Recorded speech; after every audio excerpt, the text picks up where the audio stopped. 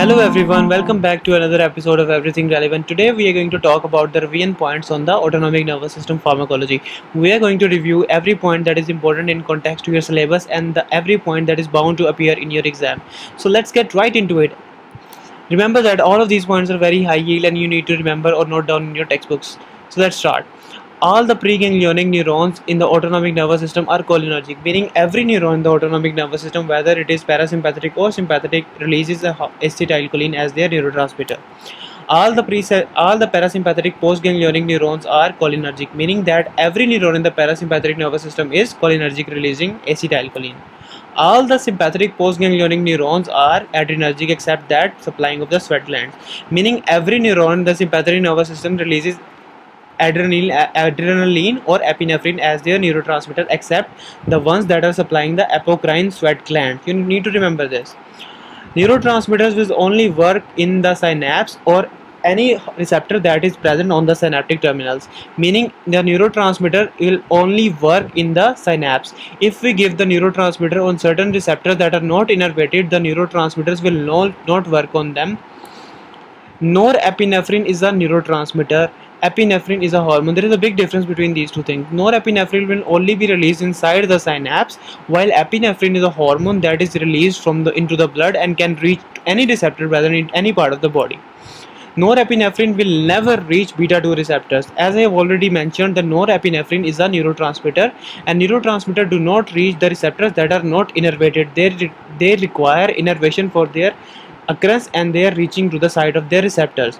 Now beta-2 receptors are present into the blood vessels and the norepinephrine do not reach to these receptors. Now acetylcholine stimulates both nicotinic and muscarinic receptors. Acetylcholine is a neurotransmitter that stimulates both the nicotinic receptors and the muscarinic receptors. Nicotinic receptors being NN and NM, muscarinic receptors between M1, M2, M3, M4 and M5 respectively. Moving on to another point, indirect acting drugs that are acting into the formation of the neurotransmitter, storage of the neurotransmitter, release of the neurotransmitter, metabolism of the neurotransmitter. These type of drugs will never work on the receptor that are not innervated, meaning the drugs that are blocking or enhancing or diminishing the action or formation steps of the neurotransmitter will never act on the receptors that are not innervated. They always require synapse to work in them. To block the reflexes like reflex tachycardia and reflex activation of the renin-angiotensin-aldosterone system, we use drugs like ganglion blockers, muscarinic blockers and beta blockers. With three drugs we use to block the reflexes while treating a patient like hypertensive patients. These drugs are number 1 ganglionic blockers, number 2 muscarinic blockers and number 3 beta blockers. Renin-angiotensin-aldosterone system feedback loop and baroreceptor feedback loops are the major complication in treating the patients with antihypertensive drugs that do not blunt the reflexes like non-selective beta blockers and ganglion blockers.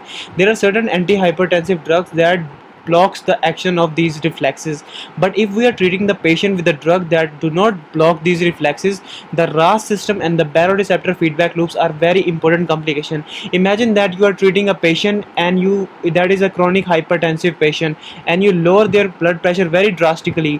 The baroreceptor feedback loop will get activated because baroreceptors are upsetted and that patient will die because of the tachycardia while lowering their blood pressure. Irony, isn't it?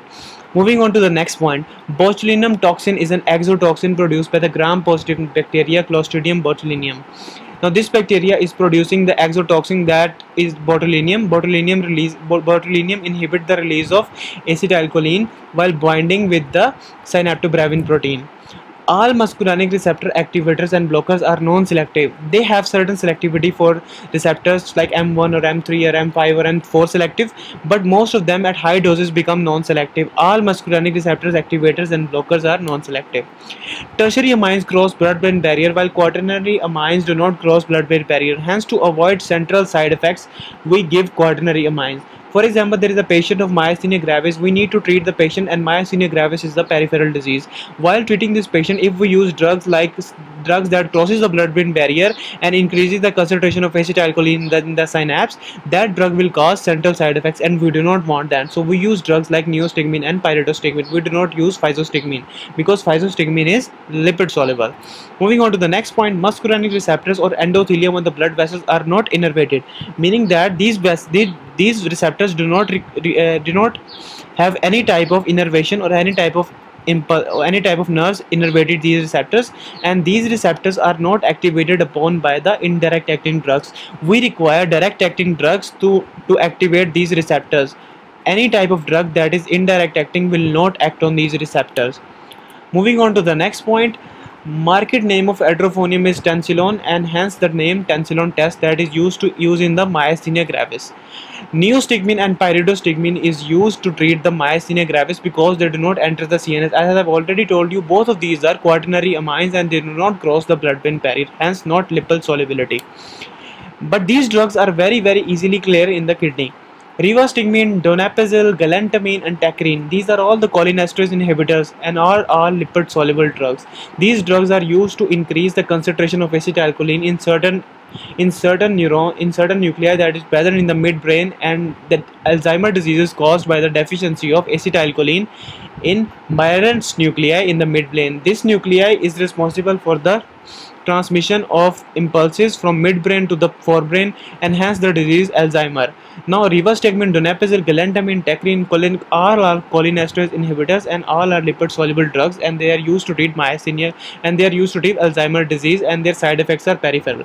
As we are using these drugs for their central effects, the other effects that are not central may be that effects may be peripheral, and these are the side effects of these drugs. Parathion and malathion are poisons. These are the two drugs that we use to treat for the pesticides and insecticide purpose. Ecothiopate is a organophosphate compound that is used to treat glaucoma. The mnemonic for acetylcholinesterase poisoning. Organophosphate poisoning is the acetylcholinesterase inhibitor poisoning. Now these are the drugs that blocks the action of acetylcholinesterase, and these are called organophosphate compound. The mnemonic to remember the symptoms in these poisoning in OPCs. The mnemonic is DUMBBEELSS, meaning dumbbells. These are the symptoms that you can ask me in the comment. I will let you know about the symptoms it is mnemonic for. Paralidoxime is the specific antidote for organophosphate poisoning. We use drugs like paralidoxime in the treatment of organophosphate compound. This paralidoxime is a cholinesterase regenerator, and this is a very important drug that we use to treat organophosphate poisoning. We also use atropine in the organophosphate compound poisoning. As you know that organophosphate compounds are irreversible inhibitors of the cholinesterase, and this inhibition of the cholinesterase increases the level of acetylcholine in the synapse. Now atropine reverses the cholinergic symptoms in organophosphate poisoning. Mostly these cholinergic symptoms are from the muscarinic receptors. Moving on to the next point, the 3 C's in the muscarinic toxicity. Now if you are giving a drug that is a very muscarinic toxic, now always remember that there is a disease of 3 C's. The 3 C's will come. Number 1, first of all, the toxic symptom will come cardiotoxicity. Number 2, convulsions. Number 3, coma. Ipratropium and tiotropium are the drug of choice in myasthenia, the drug of choice in asthma. Meaning that ipratropium and tiotropium are the quaternary amines, and they are the drug of choice in asthma. Scopolamine is used in motion sickness and must be administered 1 hour before the departure, prophylactically. It does not treat the condition after it has already occurred. We have to give the scopolamine in the form of transdermal patches 1 hour before the arrival, 1 hour before the departure of the patient. In the absence of ANS, meaning that if we give a ganglion blocker drug that blocks all the ganglions and elicit the action of autonomic nervous system and blocks all of the effects of autonomic nervous system, the organ will go towards their intrinsic autonomic drive. Every organ is in the intrinsic autonomic drive to whether be parasympathetic or sympathetic.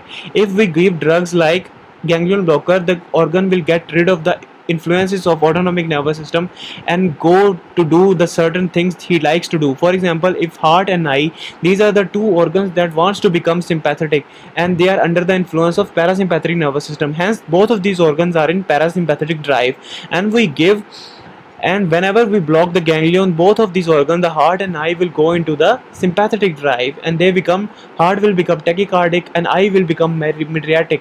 And as in the normal condition, both of these organs are already suppressed in the parasympathetic drive. Moving on to the next point, intrinsic autonomic drive of all other organs except the heart and eye is parasympathetic. Meaning, if we block the actions of if we block the action of ANS on these organs, all of these organs will go into their parasympathomimetic functions. Alpha 1 decreases renin release. This is the point we have to remember. Whenever we give alpha 1 agonist, it decreases the release of renin. Whenever we give beta 1 agonist, it increases the release of agonist. Whenever we give both of these drugs, they will cancel the effects of each other. Moving on to the next point, alpha 2 decreases the insulin release and beta 2 increases the insulin release. Meaning alpha 2 decreases the insulin release and beta 2 will increase the insulin release. As we know, both of these drugs when given together, they will cancel out the effects of each other. Phenol-dopamine is a dopamine agonist at the D2 receptors. Whenever we give dopamine agonist, phenol-dopamine IV, this is a drug of choice in shock, and it is along with the nitroprusside in the emergency situations, and effects produced are in the increasing order of the dose and based on the activation of receptors. First of all, it will increase the D2 receptor, then it will increase the B2 receptor, beta 2 receptors, and then it will increase the alpha 1 receptors. When it will increase the D2 receptors, it will cause increase of blood flow to the kidney. When it will increase the beta 2 receptor, it will cause vasoconstriction. When it will increase the stimulation of alpha 1 receptor, it will cause vasoconstriction, hence increasing order of D2, B2, B1 and alpha 1. Moving on to the next point, beta receptors are more sensitive to activators than alpha receptors, meaning that at low concentration, epinephrine can easily activate beta receptors, but to stimulate alpha receptors, epinephrine will require higher doses. Alpha 1 agonists do not alter pulse pressure. Whenever we give an alpha 1 agonist, the pulse pressure will remain same, but the blood pressure will elevate. Mixed beta agonist. What will happen when we give a mixed beta agonist? In heart rate will increase, stroke volume will increase, cardiac output will increase, and pulse pressure will concurrently increase. When we give mixed beta agonists, the total peripheral resistance will decrease and hence the blood pressure will decrease. The pulse pressure will increase and the blood pressure will decrease. Norepinephrine is a neurotransmitter and will never reach beta 2 receptor, hence epinephrine will never increase blood pressure. It is a point most of us will forget. Whenever we give the norepinephrine in as much high dose as we can, it will never increase the blood pressure. We have to give epinephrine to increase the blood pressure. Now this will happen when we block the epinephrine, and it is also known as vasoreversal phenomena of Dane. When we give epinephrine and it is when we are blocking the alpha 1 receptor responses, the epinephrine will becomes hypotensive instead of hypertensive. Norepinephrine acts as on alpha 1 receptors, alpha 2 receptors and beta 1 receptors. Norepinephrine do not works on beta 2 receptors. Actions of epinephrine are dose related. Epinephrine acts in different doses in different manner. Now whenever we give the epinephrine at low doses, it acts like a mixed beta agonist, meaning that mixed beta agonist, these are the factors that are producing the mixed beta agonist. So at low doses, epinephrine acts as a mixed beta agonist. This must be asked at many times in your exam. At medium doses, it acts like a pure beta 1 agonist.